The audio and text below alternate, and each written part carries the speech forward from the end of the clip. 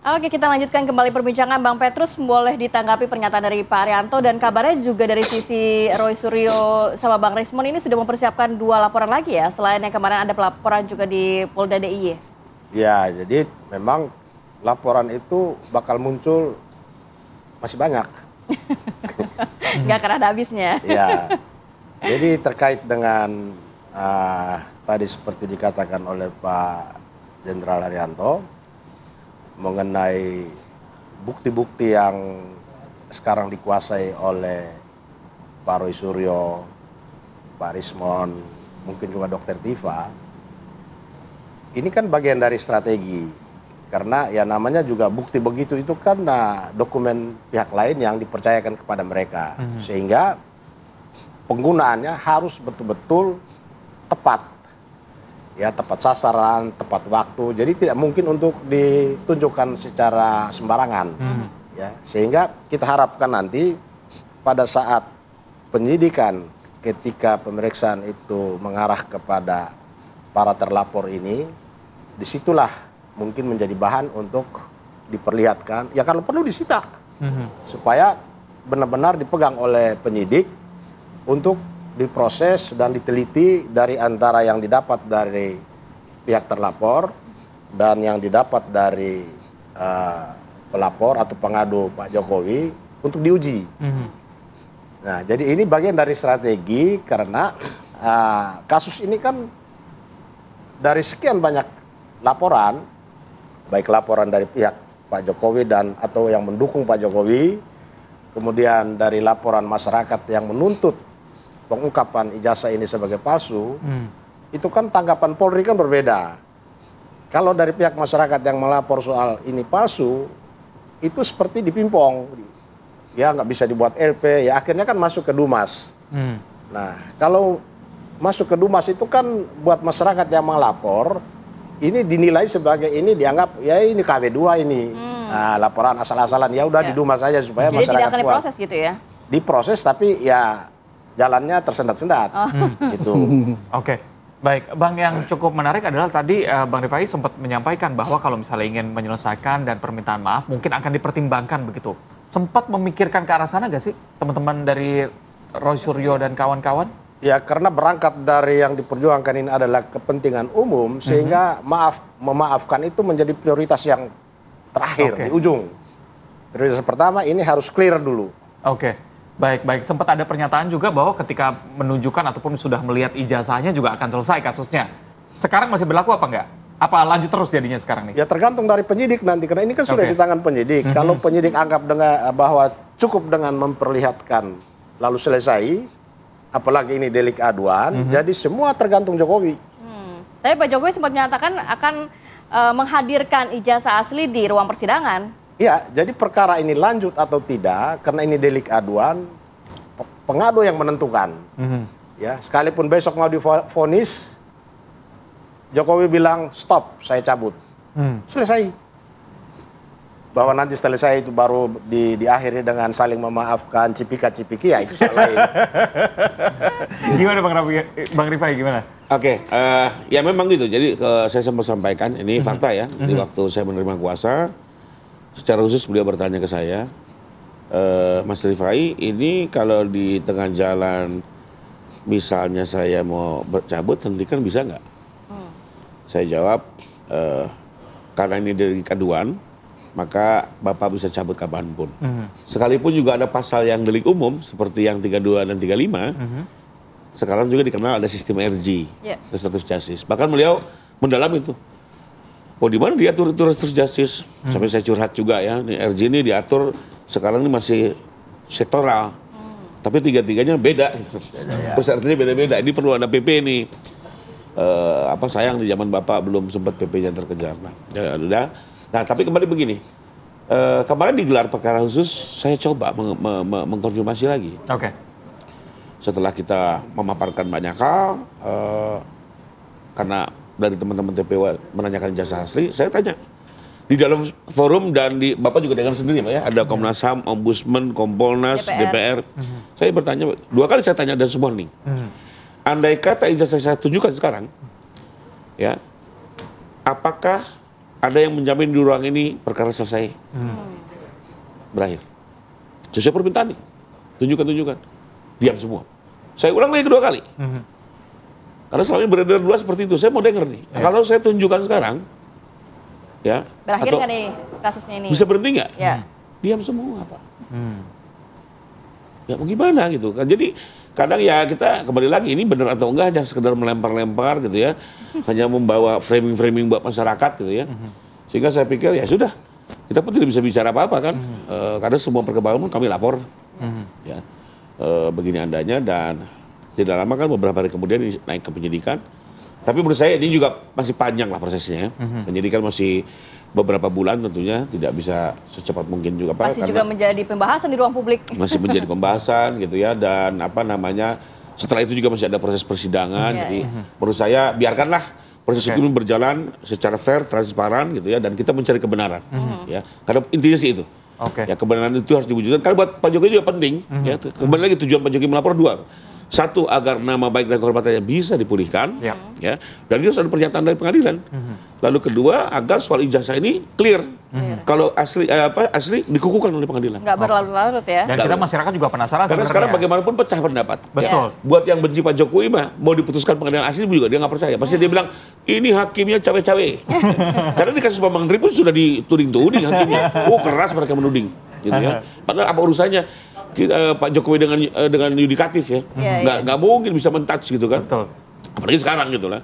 Nah terus apa kedua, bagi yang mendukung Pak Jokowi sih ya tetap mendukung. Nah paling tidak untuk yang netral, mereka akan melihat apa sih acuannya. Harusnya putusan pengadilan ya, karena ini negara hukum, maka itulah saluran yang paling objektif dan ada kepastian dan ada akhirnya. Litis finiri oportet. Nah, tapi kan kalau misalnya ditunjukkan di ruang tertutup seperti gelar perkara khusus tadi, publik juga jadinya nggak tahu, publik nggak bisa lihat begitu. Karena kan kita ingin menagih janji Pak Jokowi yang bilang akan menunjukkan di ruang sidang nanti begitu ya. Jadi dua-duanya sudah sepakat untuk gas ya. Kasusnya akan berlanjut ya, tidak ada proses minta maaf dan sebagainya. Ya? Sejauh ini kami arahannya adalah lanjut. Ya, tapi kembali lagi kan masih banyak fase-fase. Ya? Masih banyak fase-fase. Tadi Pak Rianto juga sempat bilang kehati-hatian luar biasa dilakukan oleh Polda Metro Jaya dalam penetapan kasus ini karena memang menjadi konsentrasi dari publik. Tapi respon dari publik juga tadi Pak Rifai sempat bilang bahwa ya ketakutan dari publik ada cawe-cawe dan segala macam. Gimana kira-kira dari Polri untuk membuktikan bahwa tidak ada campur tangan sama sekali dalam penanganan kasus ini, Pak? Kalau polisi sekarang ini kan, polisi itu tugasnya kan cuma menyidik suatu dugaan adanya tidak pidana apa tidak. Itu yang dikerjakan oleh polisi, makanya kemarin itu sekarang itu tadinya dari penyelidikan sekarang udah naik penyidikan. Artinya itu udah menjurus pada nanti pasti ini akan ke persidangan. Tapi saya boleh menyampaikan tadi ya, antara yang disampaikan oleh Pak Petrus dengan Pak. Gini, kalau untuk masalah pencemaran namanya, LP pencemaran namanya, itu gampang tuh menyelesaikan. Kalau Pak Jokowi mencabut, selesai urusan itu. Sepanjang belum sampai ke pengadilan. Pas sampai pengadilan pun nanti kalau sebelum sampai penuntutan ya, itu mungkin bisa diselesaikan secara RJ itu tadi Pak. Tapi masalahnya ini yang satu adalah masalah ujaran kebencian itu Pak. Kan itu deliknya bukan delik aduan. LP-nya ada 4. Itu nggak bisa diselesaikan dengan RJ. Karena kan ini yang 4 ini kan bukan hanya orang yang berpribadi itu, tapi mewakili masyarakat semua kan gitu. Kalau mau dibikin RJ, ya harus kesepakatan semua orang yang melaporkan juga. Di voting dong, kira-kira sulit. Kalau untuk pasalnya pencemaran mudah. Tapi kalau untuk pasalnya itu provokasi atau ujaran kebencian ini yang sulit. Berarti hanya nanti bisa diselesaikan di pengadilan. Iya, hanya di pengadilan. Justru itulah maka saya yakin ya bahwa untuk membuktikan ijazah ini asli apa tidak, meskipun Barreskrim mengatakan bahwa itu tidak ada, tapi ini tetap dibuktikan nanti di pengadilan, Pak. Di pengadilan nanti dengan menyampaikan laporan yang disampaikan di Polda Metro itu, ya kan intinya kan kalau nggak pencemaran ada ujaran kebencian. Tapi yang dibawa oleh penyidik itu berkas-berkas untuk membuktikan bahwa ijazah itu asli, plus berkas-berkas ada unsur ujaran kebencian itu.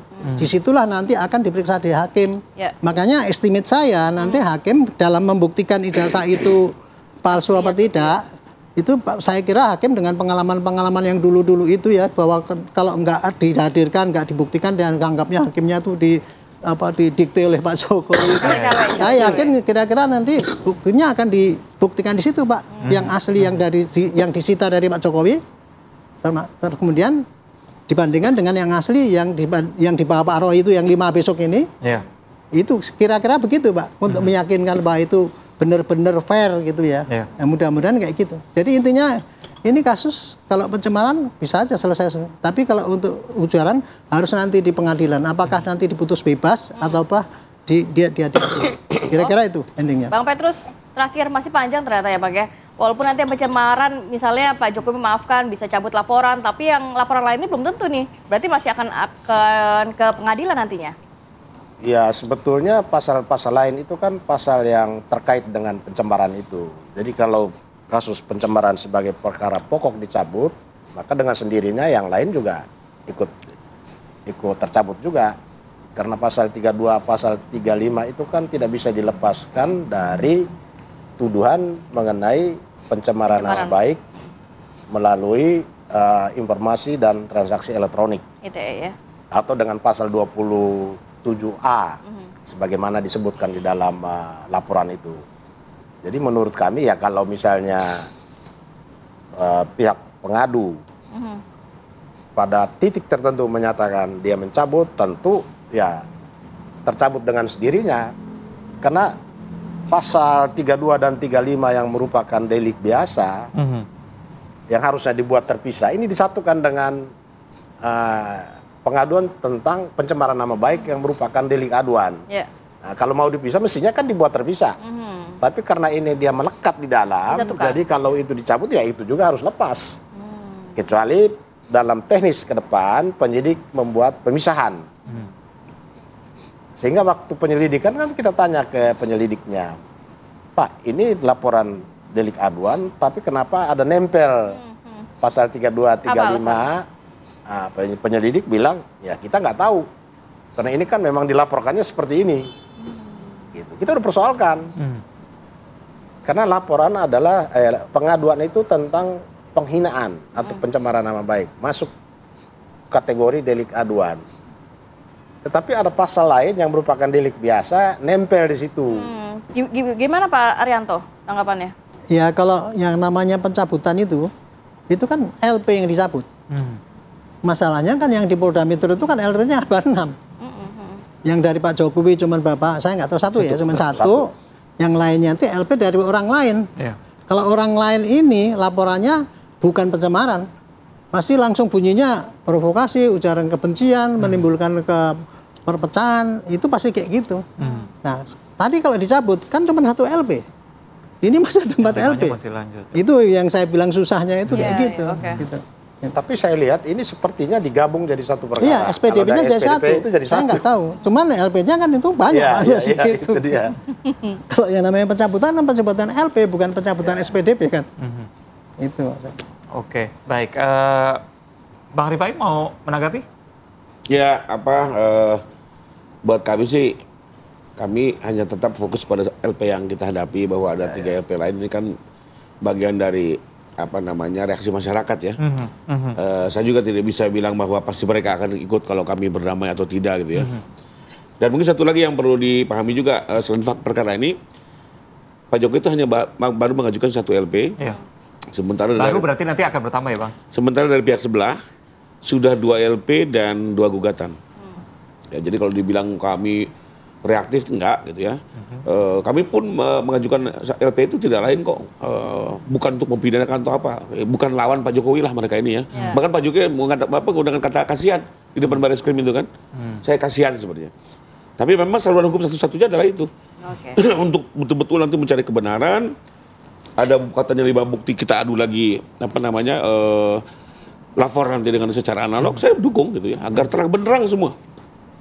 Jangan dibuat masalah semakin rumit, semakin kusut. Semuanya harus jelas. Palsu atau tidak palsu. Silakan ada resource dari manapun gitu ya. Buat saya lebih jelas, karena sebenarnya yang masyarakat tunggu kan sebenarnya ini. Gitu. Baik, kita nantikan ya Bang, bagaimana kelanjutan dari pihak kepolisian dan siapa yang akan ditetapkan sebagai tersangka dan kelanjutan kasusnya seperti apa. Tapi terima kasih banyak sudah hadir pagi hari ini. Sehat selalu Bapak-Bapak. Assalamualaikum. Waalaikumsalam.